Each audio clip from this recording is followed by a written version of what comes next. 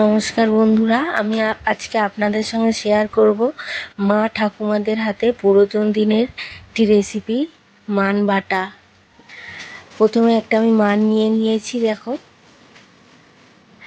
মানটাকে ভালো করে আমি খোসা ছাড়িয়ে নিয়েছি পরিষ্কার করে। খোসাটা আমি একটু বেশি বাদ দিয়ে দিলাম, না হলে গাল চুলকানোর ভয় থাকে। আমি ওই জন্য খোসাটা অনেকটাই বাদ দিয়ে দিয়েছি। দেখো, এবারে আমি মানটাকে গ্রেটার দিয়ে ভালো করে গ্রেট করে নিচ্ছি। করে নেওয়ার পরে আমি একটা জাল নিয়েছি। জালটা দিয়ে মানের যতটুকু রস আছে আমি ভালো করে চেপে বার করে নেব। দেখো, আমি যতটুকু আছে, যতটা পেরেছি চেপে বের করে নিয়েছি। এটা যতটা আমরা বের করতে পারবো, আমাদের গাল চুলকানোর ভয় ততটাই কম থাকবে। দেখো, একদম চেপে পুরো রসটা আমি বের করে দিয়েছি।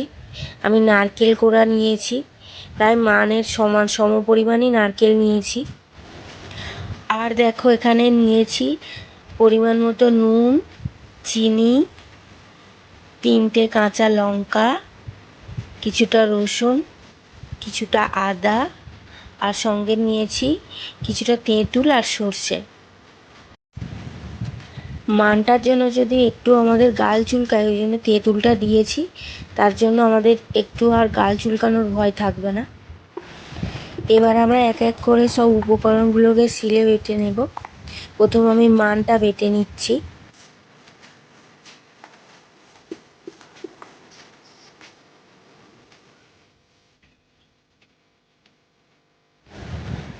মানটা আমার বাটা হয়ে গেছে। এবার আমি নারকেলটাকে বেটে নিচ্ছি।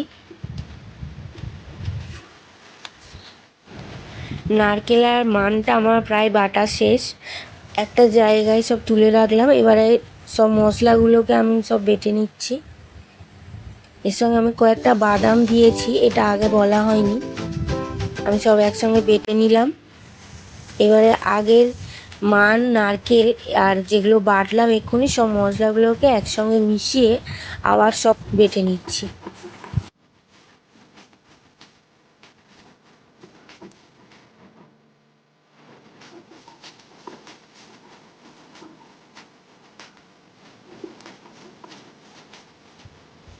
আমার বাটার কাজ প্রায় কমপ্লিট। এবারে সাজিয়ে গুছিয়ে পরিবেশন করার পালা। আজকের মান বাটার রেসিপি দেখো আমার পুরো কমপ্লিট হয়ে গেছে। খেতে কিন্তু খুব সুন্দর হয়েছিল। তোমরাও বাড়িতে অবশ্যই এটা ট্রাই করবে আর আমাকে কমেন্টে জানাবে যে কেমন হয়েছিল।